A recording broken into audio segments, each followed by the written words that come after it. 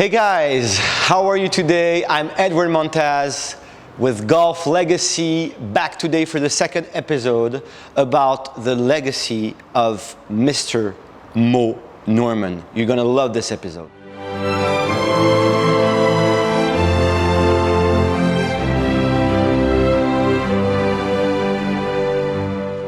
Hi guys, I'm so happy to be here today with the second episode about one of my mentors again. You know Sean Clement, but we have Moe Norman that I love so much. In France, I've did a podcast about his life. It took me 4 months based on the book, The Feeling of Greatness of Tim O'Connor. And I want also to thank Todd Graves. We don't know each other, Todd, but you have done an amazing job with Moe. And all the videos you put out on YouTube are so awesome because we can have a little time with Moe and hear his wisdom with the golf game. And we miss Moe so much. So I'm going to try to be just on the way I explain what I think about Moe's focus, okay? So Moe have said many different quotes that are legendary. But one today is really important for me, and I've changed the way I understand this game. This quote of Moe, I hope the words are right, they asked Moe, for you, what is a good golfer, Moe? And he said, a good golfer for me is the one who can access and reach targets with the least amount of effort, and his wonderful sentence, an alert attitude of indifference. To me, a good golfer is one who can hit the ball to a defined target area with the least amount of effort, but with an alert attitude of indifference. A person must first change his mental attitude. Then, and only then, will his ability produce positive results.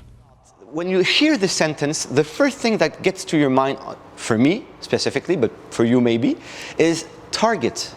So Moe defines a good golfer reaching a target. So he doesn't talk about the golf swing at all. You see what I mean? So that's why you have to, when you look at Moe, you have to listen to what he says. You have to feel what he's saying and not, again, try to repeat positions. Because all these swings, Ben Hogan was the same, and so many more. All the athletes that you have seen through the century of golf, okay, have learned golf with targets. And then the golf swing came over, you see? Because at this time, even for Moe, there was no many photography or camera. So they could not film their swing and look at themselves. You see what I mean? Same for us here at Golf Legacy. So when we talk about a target, that's important, and that's the prime directive in every golf shot you're going to hit in your life since today. Okay? Second thing he talks about is no effort, effortless power. Because if you want to play golf all your life, you don't want to get injured and you want to have fun again, and you want to whip the club easily with high velocity but with low strain. Sean talks about this for so many years, and this is one reason I got along with him, because I was hurting myself so much. So for Moe, he was always reacting to a ball flight. And when you were hearing Moe talking about his golf game, he was talking about heights, you see? He was swinging by heights. And sometimes when he had clouds over a green, he was swinging at the clouds. So let's start this from scratch. First of all, when you go to the driving range or on the course, it's the same, okay? It's not two different worlds. So we want to get back there with this camera angle and look with our binocular vision, okay? Just to talk about this a second. The human body is designed to look at things with binocular vision, okay? When you drive a car, you don't drive like this with your profile view, you see, because many accidents can come. So you have your eyes on the road with your binocular vision. So for a golf shot, it's the same. You want to check your targets and check the flight plan from here with your binocular vision. So for example here, I'm going to hit a fade, starts left edge of this white ribbon, okay, and start here, go high like there, for example, and fade back to this black line here. So I have the GC quad on set, and first of all I look at my target. I see a flight plan. Now that I have a flight plan, I can set up. So for example, if you go to the driving range, you put the first ball in front of you, and then sometimes you don't do it because you try to hit balls, but you then check your target, it's too late, because what you see from this view is a mirage. Okay, that's why, and I will get back to this in other videos, we always need an intermediate point. Difficult to say it in English, point intermédiaire in French, okay? So for Moe, he was going like this. I know that he was hitting the ball straight, but he could also fade and draw the ball. So let's imagine Moe today is fading the ball. And he was like this. And that's how he became so strong mentally with his golf game, because he was hitting his first shot of the day, and immediately you have two doors. First door, you judge yourself. It's not the contact I wanted. The ball is clean. Or it's a fat shot. Or my swing is bad. Or second option, you observe. And through this observation, you can learn, okay? So for example here, I like this shot. I can tell that I swung through the golf ball towards my target. On a scale of 1 to 10, the effort was about 2 or 3, and the speed I got from this was about 6 or 7, okay? I felt in balance, so for this shot, in my mind, I put 1 point, because I did my job. My job is not to make the shot and to have the result. My job is to construct the shot. You see, to create the shot. Because I can do the same fade, have wind comes over that I didn't see, and my ball could finish in the forest, for example, but I did my job. So your job as a golfer is to swing to your target and observe. So I get back here, second shot, let's make it the same shot, same fade. And that's how you can learn and improve in your golf game, because let me just set up for this. I feel that I can access the left edge of this point. I cannot do it. Still not. Perfect. Too much left. So at the same time right now, I'm adjusting with my target. So when you lose your game, because so many golfers that come to see us at Wisdom in Golf tell us, I've played wonderful for 10 holes and I lost my swing. You didn't lose your swing, guys. You lost your task and your focus, okay? Because the brain is not designed, it's designed to repeat in some ways, but first and foremost, it's designed to adapt. So every time you have a ball, you have to have a ball flight associated to it, okay? So I can check my alignment here, my ball position. If I put my ball back, for example, I cannot start the ball left without manipulating the club. So my setup feels great. What is my task? Throw the club to the left edge of my target, and let's see what happens. Let's go. Big, huge backswing, Bobby Jones, and throw the club. Yes, I threw the club to my target. Yes, it was powerful. And yes, I stayed in balance. So my brain again says 1 point. You see what I mean? And when we miss, because we all miss shots, it's normal, it's golf. Golf starts when you miss a shot. That's why tour players, girls and guys, are so strong to recover from shots that they have missed. And so strong in short game. You see, everyone can play good golf when you play well, but we also see players, real players, when you play poorly, because you can récupérer in English, we can catch up on bad situations, if you see what I mean.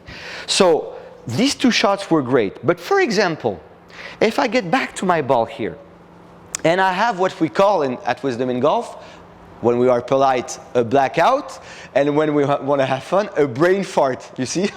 So for example, you are like this, you want to go left edge of your point, and here you start to worry about the golf ball, and you say, okay, I want to go there, but I want to make sure that I hit the ball. Look at my body language right now. I get in front of the ball, I top the shot or I fat it, and I go real big left shot, and I miss. For many people, when you do this, you will go like nuts, like my swing is wrong. I have to go check my swing. It's not your swing. Your swing is what was your focus? Oh, that's true. I blacked out of my task. What was your task? My task was to throw the club left edge. Let's throw the club. So we are in a very secure environment right now, but I'm going to throw the club left of this black pole here and stay with my task. I'm throwing right now. So I threw, and look at my body language. Looks like a little bit like all the good players, Moe included. I have a backswing, I have a big squat because my body gets to the ground, and then because I have the ground, my body can remove itself, get cleared, my hips are clearing, for me to access my task, that is, to throw the club this way. So if the club goes this way, that means that I stay on task. So now for us, golf is the same. It's a throwing action. So when I look at swings like Moe Norman, I see an amazing club thrower. I'm sorry for the pronunciation.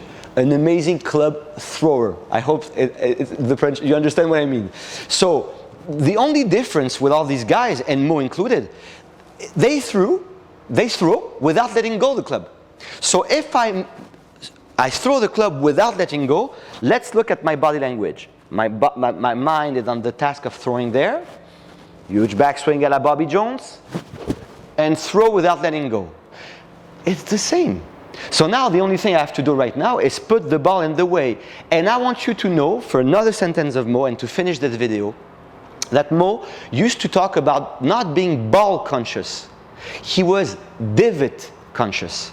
And that's enormously important, because we're not here to hit the ball. We are here to cut grass. So I throw the club without letting go. Done. Now look at from this angle, look at my sole of the club. I'm going to get lower with my posture. If I stay here, can I cut the grass? No way. Yes, I can. Too much down. Right posture. So I got my posture to cut the grass. Now my task is not to cut the grass, to think about it. My task, because I'm low enough, is to throw the club again without letting go. Let's see what happens. I throw the club again, and I cut the grass. So I have a task and I have a target. Let's get at the ball. If I throw, I will pass over the ball.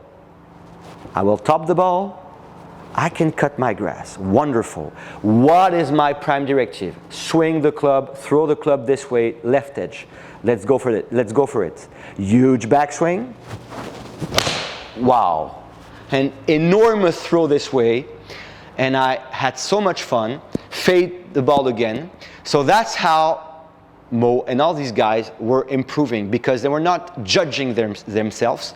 They were swinging to targets, observing the results and the feel, another target, another target. And when you do this every day, you become a good golfer, because you become good at this task of attaining targets. You see what I mean? And for me today, it's like normal. I cannot swing for like 1 month, take my club, feel this weight, throw the club, get to the ball. Oh, I'm throwing there, no problem. Huge backswing. Wow, and throw there. That's what I want for you. And the last question, like every episode, what is your golf legacy, guys? See you really soon.